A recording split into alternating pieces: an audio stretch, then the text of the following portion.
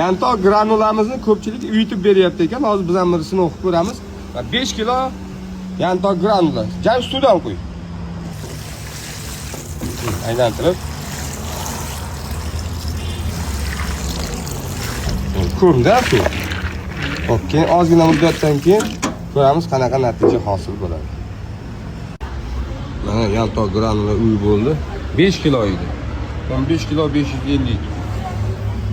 3 barobar ko'payibdi. Hozir to'kib bunga kepak, bu narsalarni qo'ylarga beramiz. Granulani qarang. Pishgan. Mana kepakdan soliydi. Ichida nima bor deganligi. Mana bu mahsulot tekshirib ko'rishni granulani yuvitsanglar nima borligi ko'rinadi. Xo'sh. Kepak qo'shib aralashtirib qo'ylarga beramiz. Donli kepak bilan aralashtirib qo'ylarga taqdim degustatsiya. Qo'ylar dam olishdi ekan bezovta qilamiz. Hop. Mashalloh turishdi.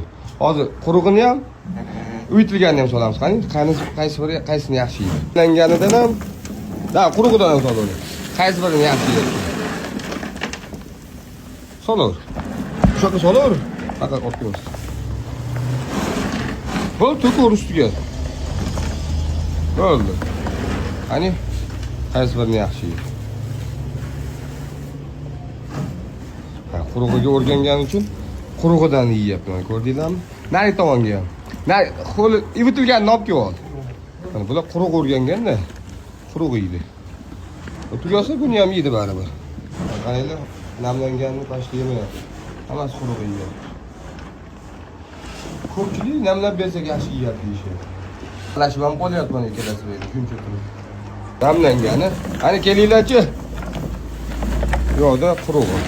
Qani marhamat. Qani ha. Kim qaysini tanlaydi? Hop. Mana qurug'iga ketdi. Bunisi sinov ko'ryapti. Tuqqan qo'yib bolasi bilan olib. Xullas yantoq granula 3,5 ming so'mdan 1 kilosi. Kerak bo'lsa aloqaga chiqasizlar. Xohlang qurug'icha bering, xohlang namlab bering. Qo'y istabiga qarab beraverasiz. Lekin o'zi qo'ylarimiz mana qurug'ini ma'qul ko'ryapti.